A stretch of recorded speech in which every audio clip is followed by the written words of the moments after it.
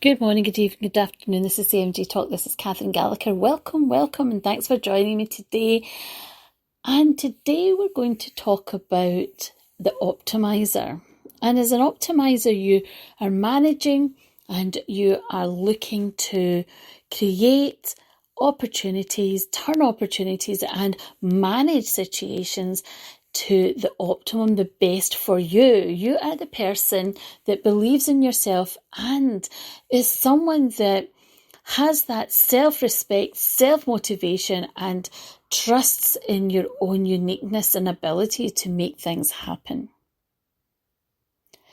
An optimiser believes and goes forward through life, knowing that life has adversities and struggles and challenges, and that is part of how life is, and doesn't expect that life will have anything other than amazing and wonderful opportunities in difficult times, and that you work with life and you make the most of the times where you have joy and happiness and excitement, and you go through life when there's difficulties, understanding that you will grow and learn.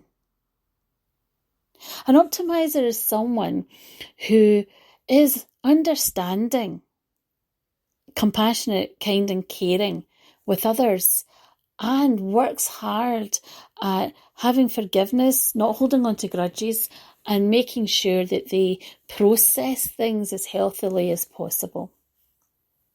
And when they're struggling, they do take time out to heal, to recover, to move forward. Because optimization and being the best version of themselves is the ultimate in their journey through life. An optimizer wants to have things work out, to have the good relationships, to have good connections, to feel that they are driven and driving through life in the right direction for them.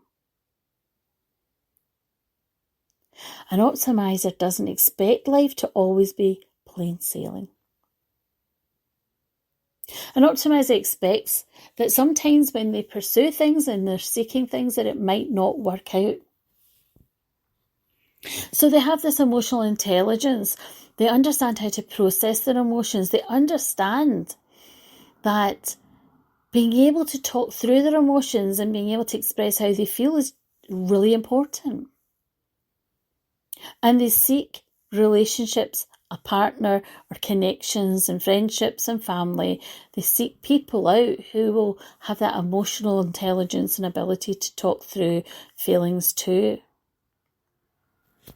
Someone who's an optimizer understands that it's necessary to go through difficulties, loss, grief, pain, discomfort, because life isn't always happy. As much as they don't relish that at times, they know that's part of growing. They know that part of growing is loss and letting go and learning. It gives you resilience and strength. An optimizer is probably one of the most mature types of characteristics, personality types, because they do understand that as much as they're not perfect, that they do seek out things and are prepared to let go of things that are not good for them. When we think about optimization and looking to manage and looking to have things work out for you that is good, and understanding the significance and importance of being able to say, as much as I might want this, as much as I might not want to feel that I am not being successful in this, if it's not good for me, if it's not working out for me, if it's not giving me what I expected, what I need, then it's time to know when to let go.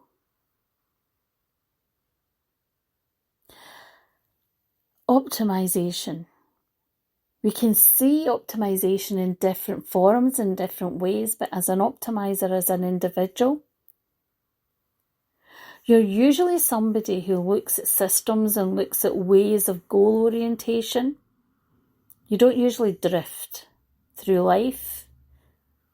And you'll seek people around you, whether it's a partner, whether it's friends, whether it's people around you, and you'll often look to collaborate in life. An optimiser is charismatic. An optimiser is somebody that you're attracted to be around because they're confident and they have self-respect, self-worth, self-resilience. They also have vulnerability. They're an attractive person, female and male, because you know they're secure enough within themselves to show their vulnerability, and you find that attractive. And you don't see it as a weakness, you see it as a real strength. And you know that they have an integrity and a sincerity about it. How many people in your life can you recognise, whether it's personally in your own personal life, whether it's through work, whether it's you've recognised people through media, that you would say, that's an optimiser? We often see optimisers are people that achieve and accomplish the greater good, if you like. They're people that want to make a difference in the world and society, and what they want to achieve is to do something in the smaller ways or even the bigger ways to make a difference for others, for humanity. Optimisers aren't driven for their own self-interest. They want to have that ability to inspire. And if you've listened to my episode on inspiration, you'll understand why I move through these episodes in a particular order. It's not just because I'm doing it ad hoc. There is a reason why I do it in these orders. We've looked at procrastination, we've looked at disruptors, and now we're looking at the optimiser. We have a choice. People sometimes say, it's just who I am. I can't choose who I am. We have a choice of how we become, depending on the choices we make, the decisions we make, and how we work on ourselves. An optimiser will say things like, I don't think about how hard or how difficult or how uncomfortable this is. It's a given for me. I don't say to myself, it's hard, it's difficult, it's uncomfortable. Because my answer to that would be, and. It's a given to me. Because things that are worthwhile receiving and achieving, they usually are. But it's the perseverance and it's keep going. You receive. You have to perceive consistently to go to receive. And you have to believe to receive to achieve. But you have to be persistent in keeping going at things. Often people give up too soon. Let's be honest. People say to me, it's too hard. It's too difficult. I did it a couple of times. I'll try. I tried it a few times. Nothing ever comes when we dabble. Nothing ever comes to us when we dabble. An optimiser doesn't dabble. An optimiser is consistent and persistent. People say, oh, I could never be an optimiser. Well, of course you could. Out of sight, out of mind. If you keep in mind what you want to do and you live with that every day, live by that every day, and you make small, measurable, reasonable, achievable goals, you stay focused. Small steps make the big difference. An optimiser's goal might be, I want to be grateful for the small things in my life. So what you do is set a goal that you want to have 3 things every day that you access in your life that you're grateful for. And it can be the small things that you're grateful for. An optimiser's goal are goals that often are stepping stones. And they often follow other people that they've found as inspirational as well, that have helped them to become the best optimisers in their life. But optimisers often set the precedence too.